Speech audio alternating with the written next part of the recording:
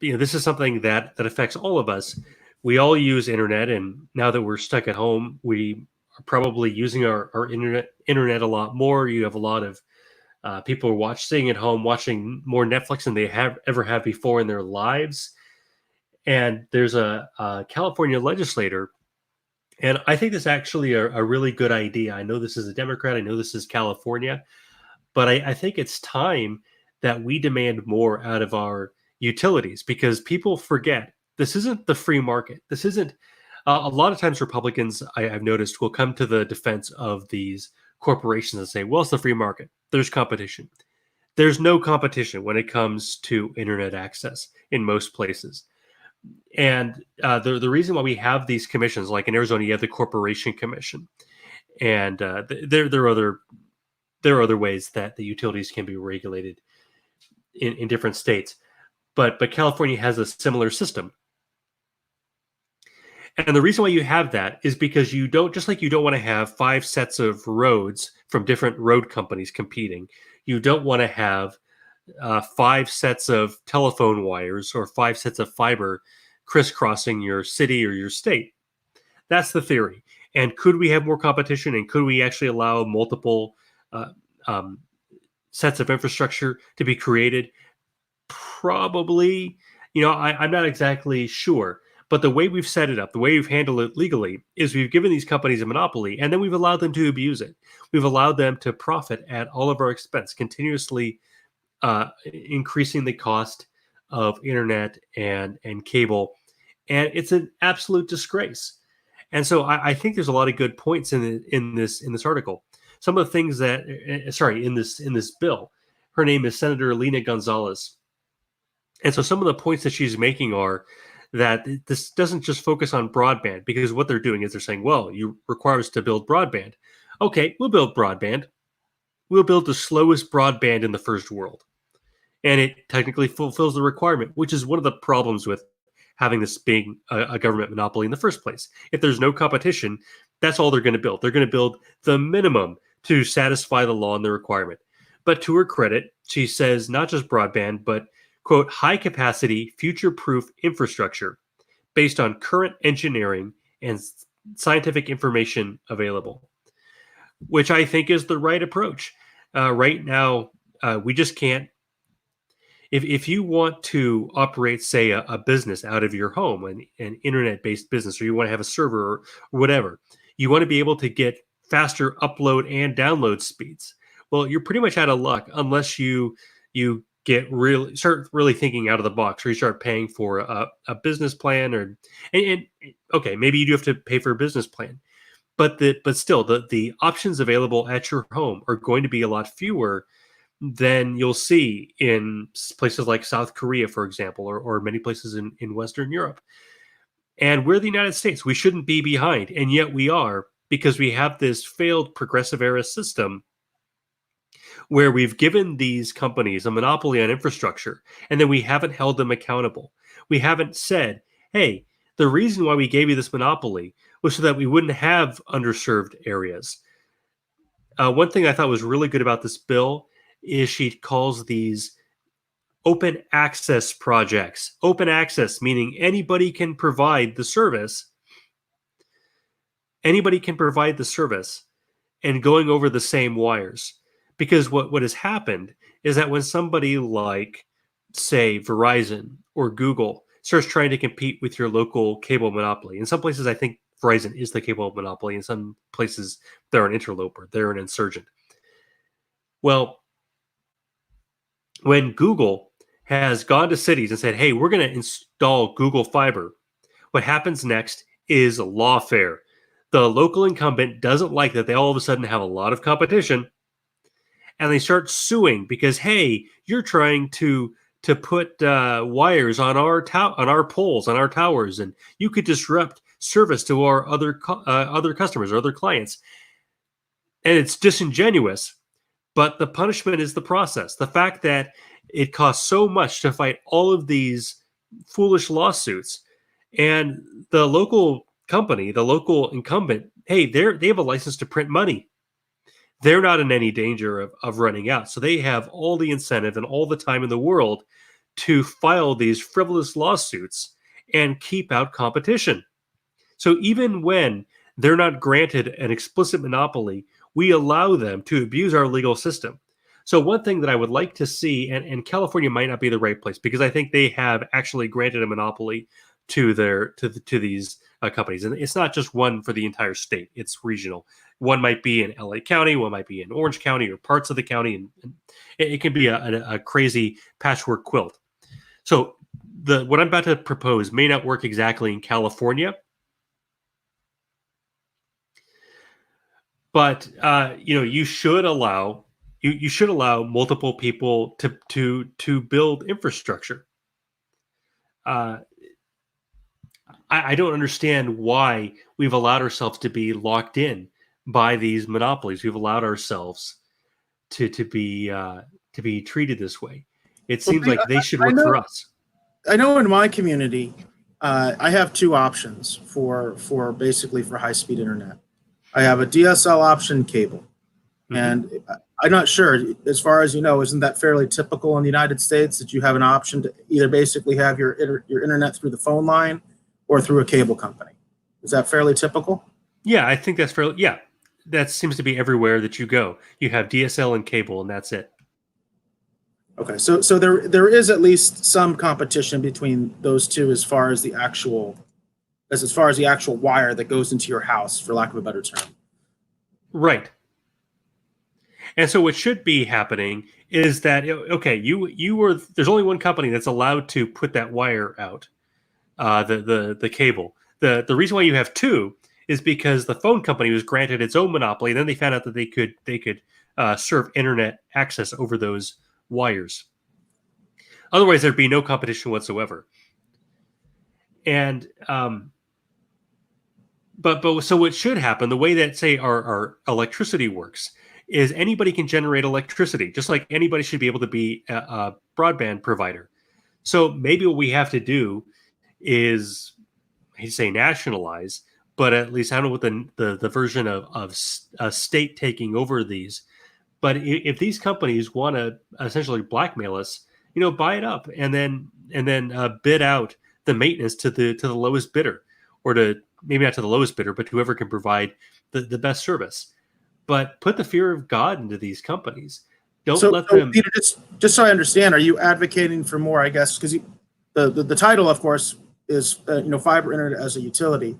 So are we kind of Are you advocating kind of more of like something like in my community, like Salt River Project, where it's kind of considered quasi-governmental? It's technically a corporation, but it's basically what you consider quasi-government, like the railroads, where essentially they don't have a lot of competition, but they are quote unquote a public utility, and therefore they're subject to heavy regulation through our corporation commission, who's elected and all that. Is that the kind of model you want to see with internet? Well, the model I would like to see is that essentially, if we're going to grant a monopoly, if we feel that Cox Cable is not doing a very good job, or if we feel that SRP is not doing a very good job, take it away from them. Make it competitive. So that way to get the maintenance fees for that we would pay for somebody to maintain those effectively public roads, right? Now, we bid that out to construction companies. Well, we should do the same thing with these utilities. Treat them like utilities, but don't let SRP just dominate everybody for years and years. Let anybody produce electricity. Let anybody, we can figure out how to do the payment, and if it's going to be a hybrid thing, if somebody accepts payment, if the payment goes to the government and then it gets farmed out to all the producers, however you want to do it. But we need to have actual competition. And right now, we've given these companies an unearned monopoly. And I get it that the government doesn't know how to build fiber optic cable. The government doesn't know how to build power lines necessarily, and they want to bid it out to the free market. But if you give them monopoly pricing power, then there's no market. You just have one company that has the government and the taxpayers and the voters over a barrel. So we need to use our leverage as voters and taxpayers to actually hold them responsible. Oh, boy. And it it frustrates me because ostensibly we have a Republican dominated corporation commission in Arizona, and yet if there's one organization that has always been the subject of regulatory capture, that's always been under the thumb of monopolies and special interests, it's been the Corporation Commission. Whether it's Democrats or Republicans in charge, SRP and APS have given a lot of money over the years to candidates running for the Corporation Commission, as have the solar companies. And so it's been my experience that the decisions that they make aren't often the most reasonable. They're not in the interest of the taxpayers. They don't know what they're doing necessarily. And we need to have actual market forces here. That's the only thing that can drive down prices. Unless there are price signals. Here's something that actually did happen. When Google started putting fiber up in cities, even if they couldn't break the local monopoly, like they had to move out of Louisville, Kentucky, was one of the places where they wanted to have broadband fiber. Just the fact that the threat was there caused the local monopoly to drop their prices for fiber optic cable. So, competition absolutely does work.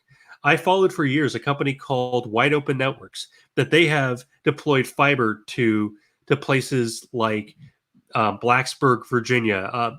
Rural Virginia has been their target. So Blacksburg is where you have Virginia Tech, and they had Martinsville, I believe, which is where you have the NASCAR Raceway.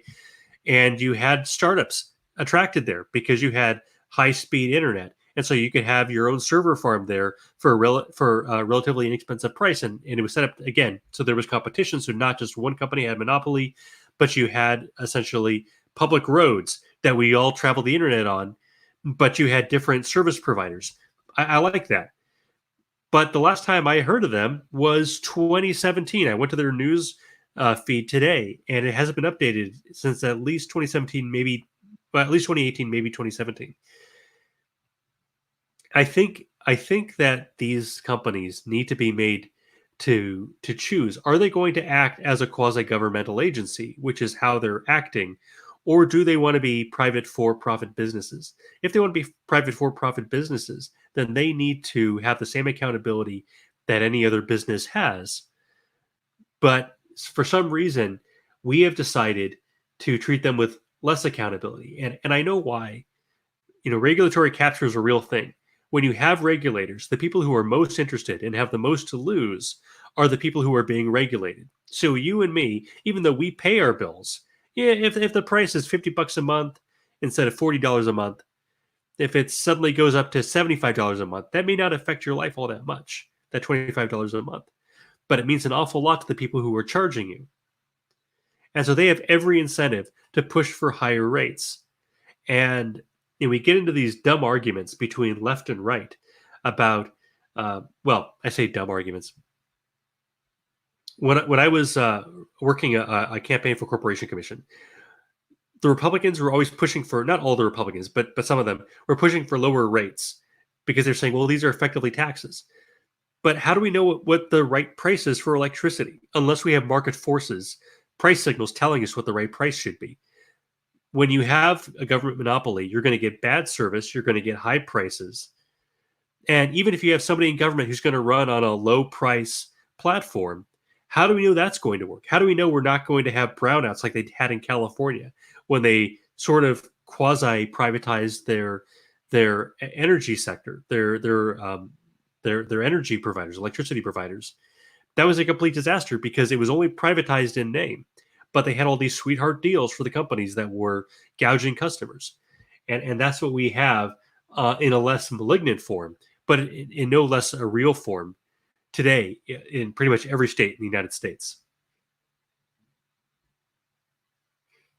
Yeah, it sounds like a definitely sort of I don't know, kind of a crony capitalist kind of situation. It absolutely is crony capitalism. SRP, like you said, is quasi-governmental, and so they tend to be a little more attuned, from what I've heard, to the voters.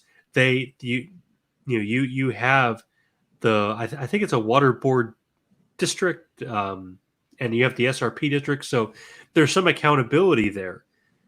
But you have all of these little water boards across the state of Arizona, all these places where people are being screwed over for years.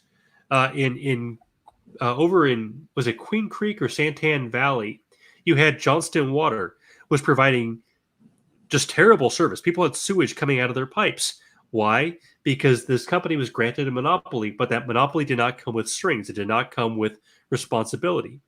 This should be a simple thing that as soon as something like that happens, their monopoly should be yanked immediately.